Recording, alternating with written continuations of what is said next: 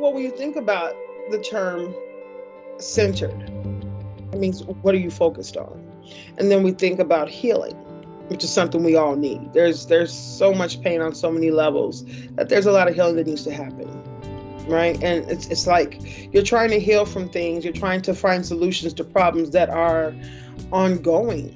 So it's like if you put your hand on a stove and it's burning, you remove your hand and you try to let it heal.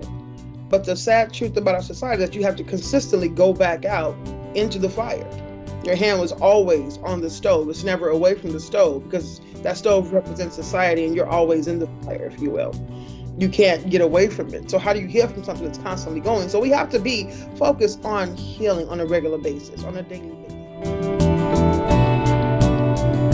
because the pain doesn't stop. So some people use the term trauma informed. And it's important to be informed about the traumas that people have experienced, so you can be mindful of the fact that they're living with trauma, or they've experienced it and maybe they have yet to heal from it. But if you're only focused on the trauma, the problems, you never get to the solution, right? You have to be focused on how we can help people heal from the trauma they're experiencing. Ideally, to even stop the trauma from even occurring. Even if it's occurring around you, that you don't let it infiltrate you as a person, your heart, your soul, your spirit. So in healing-centered education, we focus on ways in which we can show up in education that allow not only an awareness of what needs to heal, but actual solutions and effective strategies that help you heal, not just cope. Because coping is simply masking the symptoms for a temporary period of time.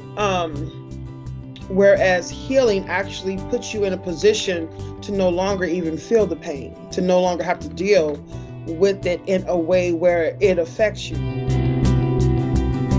Because the reality is we really can't stop the source of a lot of our pain, but we can stop how we allow it to affect us.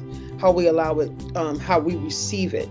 And we have to be careful about just focusing on coping, because when it comes to coping, sometimes our coping mechanisms are as harmful as what we're trying to cope from.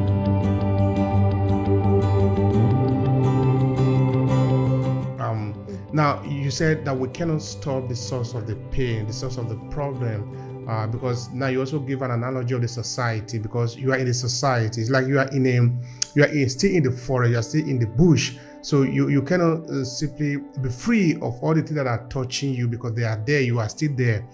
But how do you control how you receive it and how you feel about it?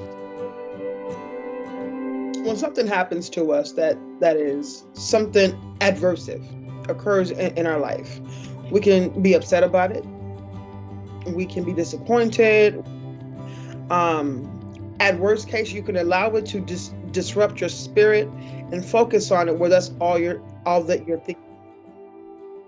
That your focus is so much on the problem that every day is consumed with this issue, this problem, that doesn't allow you to continue to thrive. I love the example of the three levels of there being a crisis, there being a survival, and then thriving.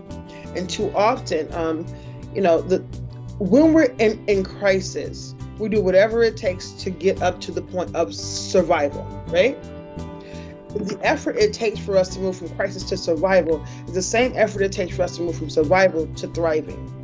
But quite often we get comfortable in survival or we get stuck in survival mode, because there's so many crises taking place that we're just trying to survive every day. We're just trying to go to work, pay this bill, do this, do that, whatever it is.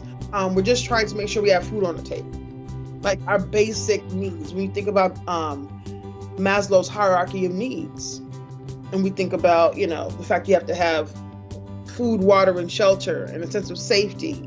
Well, we're focused on that so often, we never really get to the self-actualization on a regular basis, because we're so focused on just surviving. I love how Dr. Bettina Love, her book on We Want to Do More Than Survive.